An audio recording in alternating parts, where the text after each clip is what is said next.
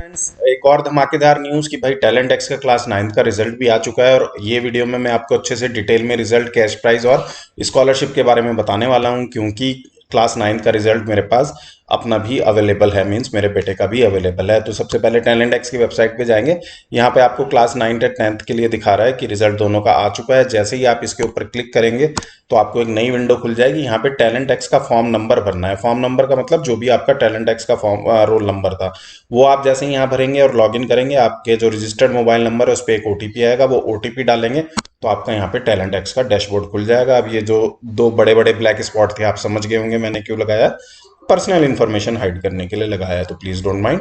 ठीक है, तो अब यहाँ पे जैसे ही आप देखेंगे तो ये जो रिजल्ट है इसमें ऑल इंडिया रैंक आ रही है 839। ठीक है, जोनल रैंक आ रही है 206, स्टेट रैंक आ रही है 180, और सीएसआई फॉर इंजीनियरिंग, जिसको ये बोलते हैं कॉम्पिटिटिव सक्सेस इंडेक्स, ये है 8.02। मींस आउट ऑफ 10 ये आपके मार्क्स हैं कि आपको इंजीनियरिंग के लिए प्रिपेयर करना चाहिए या मेडिकल के लिए प्रिपेयर करना चाहिए। तो ऑफ कोर्स हम तो कर ही इंजीनियरिंग के लिए रहे हैं, मेडिकल के लिए हम कर नहीं रहे हैं। और ये इन्होंने कैसे निकाला कि अगर आप मैथ्स में अच्छे हैं तो आपका C S I for engineering अच्छा आएगा, अगर आप बायोलॉजी में अच्छे हैं तो आपका ये वाला मेडिकल वाला अच्छा आएगा। और अभी आप देखेंगे जब मैं आपको मार्क्स दिखाऊंगा कि बायोलॉजी में कुछ खास मार्क्स ऑब्टेन नहीं किए हैं। तो आप जरा ध्यान से देखें, ये है मैक्सिमम मार्क्स, ये है एवरेज स्कोर, ये हाईएस्ट स्कोर। तो ये मैं थोड़ा सा क्लीन कर देता हूँ।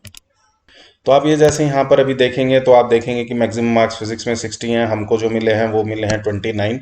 कम मार्क्स हैं इस बार। केमिस्ट्री में 50 मिले हैं, केमिस्ट्री में मैं बोल सकता हूँ ठीक ठाक है। मैथ्स में कम मिले हैं क्योंकि जो मेरे बेटे का मैथ्स वाकई में अच्छा है, और इस बार इसने बहुत कैजुअल तैयारी की थी टैलेंट एक्स की, और ये उसको पता है because he was preparing for I U Q M की वो तैयारी में ज़्यादा बिजी था, तो इसकी उसने ऐसी कर ली थी। बायोलॉजी में बिल्कुल उसका पढ़ने में मन नहीं है, तो 22 मार्क्स हैं। मेंटल एबिलिटी ऑफ कोर्स अच्छा स्कोर कर सकता था, जो उसके स्टैंडर्ड से सोचता हूँ, बट ये चीज़ें हैं, ये एग्जाम में होती हैं कि कम मार्क्स हैं। ये मैं आपको इसलिए बता रहा हूँ कि बहुत सारे बच्चों को लग रहा है हमारे कम मार्क्स आए हैं तो हमने बहुत ख़राब किया या हम अच्छे नहीं हैं। ठीक है, टोटल देखिए उसका आया 189, और ओवरऑल जो उसकी परसेंटेज है वो 59% है। ठीक है, और अब अगर थोड़ा सा आप आगे चलोगे तो ये क्या, क्योंकि अंडर 2000 रैंक है तो ऑफ कोर्स कैश स्कॉलरशिप तो मिलनी ही है। तो कैश स्कॉलरशिप जो हमको मिली है वो मिल रही है हमको 1500 रुपीज़। आप ये देखिए, congratulation, based on your rank you have one rupees 15,000 नहीं सॉरी 1500।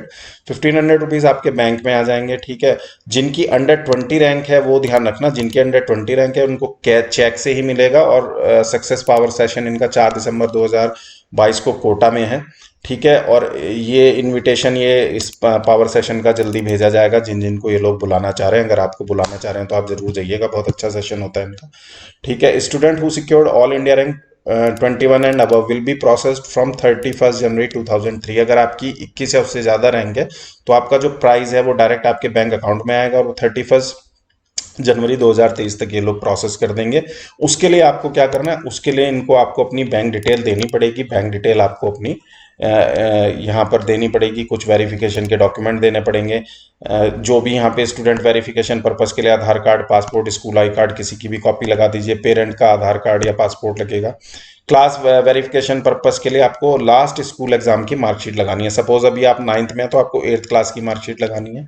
ठीक है, यहाँ पे कैंसल चेक या पासबुक की कॉपी लगानी है, जिससे कि ये पता चल जाए कि आप ही का अकाउंट है। जैसे अकाउंट होल्डर का नेम यहाँ पे ऑलरेडी जो स्टूडेंट का नेम है वही आएगा, मेरे बेटे का नाम आ रहा है तो आपका जो नेम है यहाँ पे वही आ रहा होगा। आप ही के नाम पे अकाउंट होना चाहिए, आप अपने पेरेंट के नाम पर नहीं ले सकते। बैंक की यहाँ पे आप डिटेल भर देंगे, सबमिट कर देंगे तो आपको जनवरी तक आपकी पेमेंट प्रोसेस हो जाएगी। ठीक है, अब यहाँ पे एयरलाइन एडमिशन इन्फो से पहले मैं परफॉर्मेंस एनालिसिस में जाता हूँ। जैसे ही आप परफॉर्मेंस एनालिसिस में क्लिक करेंगे ये सारे आपके मार्क्स दिखा देगा, एवरेज मार्क्स कितने हैं, आपके मार्क्स कितने हैं, कंपैरिजन ऑफ स्कोर दिखा देगा। मैथ्स में अगर आप देखें तो एवरेज 7.59 है, उस हिसाब से मेरे बेटे ने 40 स्कोर किया है, तो ठीक ही लग रहा है मुझे, क्योंकि मैथ का पेपर इस बार वाकई में इनका टफ था। बायोलॉजी मैं समझता हूँ याद करने वाला सब्जेक्ट है और मुझे इसमें कोई प्रॉब्लम नहीं, मेरे बेटे को बायोलॉजी पढ़ने में इतना कोई खास इंटरेस्ट नहीं। फिजिक्स में मुझे लगता है कि वो ज़्यादा स्कोर कर सकता था अगर कैजुअल अप्रोच ना लेता, और मेंटल एबिलिटी में भी अगर वो थोड़ा सा सोचता तो ज़्यादा स्कोर कर सकता था। बट ये लाइफ है, ये एग्ज़ाम है, this is not the first exam, और ये this is not the last exam either. ठीक है, तो आप भी इसी स्पिरिट से काम करें। ठीक है, स्कॉलरशिप ऊपर नीचे, रैंक ऊपर नीचे होती रहती है। मेन मुद्दा है कि आप लाइफ में जो करना चाहते हैं उस वाले एग्जाम तक पहुंचते पहुंचते आप इन सब चीज़ों से ऊपर आ जाएं कि सिली मिस्टेक्स ना करें या कुछ ना करें। ठीक है, तो ये इन्होंने सब बताया कौन कौन से एरिया में आप इम्प्रूव कर सकते हो, ये सब। ये इतना डिटेल आप देखना चाहो तो देख लेना, और आपको देखना भी चाहिए, एज ए स्टूडेंट आपको देखना चाहिए कि मैं कहाँ कहाँ पे मुझे इम्प्रूवमेंट की ज़रूरत है। ठीक है, तो अब हम बात कर रहे थे स्कॉलरशिप वाले उसकी। जैसे ही आप स्पेशल फी बेनिफिट वाले सेक्शन पे क्लिक करेंगे तो यहाँ पे आपको क्या होगा, एडमिशन इन्फो का फॉर्म खुलेगा, उसमें पूछेगा चूज मोड ऑफ स्टडी। यहाँ ऑनलाइन ऑफलाइन दोनों में से कुछ भी कर सकते हैं। मैंने ऑफलाइन किया, कोई भी सेंटर एलएन का आप चूज कर लो। हमने कोटा चूज किया है, तो आपको ये दिखाएगा कि आपको कितनी स्कॉलरशिप मिल रही है। जैसे हमको दिखा रहा है कि 30% स्कॉलरशिप हमको मिलेगी जो भी एलएन की फीस होगी उसके ऊपर, और ये 20 जनवरी 2023 तक वैलिड है। ठीक है, 20 जनवरी 2023 तक वैलिड है ये स्कॉलरशिप। उसके बाद जैसे यहाँ पे कोर्स की डिटेल दिखा रहा है, क्लास 10 फेज 1। यहाँ पे मैं एक इंपॉर्टेंट बात बताना चाह रहा हूँ। अगर आप दिसंबर से स्टार्ट करना चाह रहे हैं, एलएन के कुछ बैचेस दिसंबर में भी स्टार्ट होते हैं, तो आप एलएन के सेंटर पे, जिस भी सेंटर में आप पढ़ना चाह रहे हैं वहाँ पे कांटेक्ट कर लीजिए। ठीक है, वेट मत कीजिए कि अप्रैल 2023 से बैच स्टार्ट होना है, क्योंकि यहाँ पे इन्होंने अप्रैल 2023 वाला दिखा रखा है। अगर आपको जल्दी स्टार्ट करना है तो इसके लिए बिल्कुल वेट ना करें।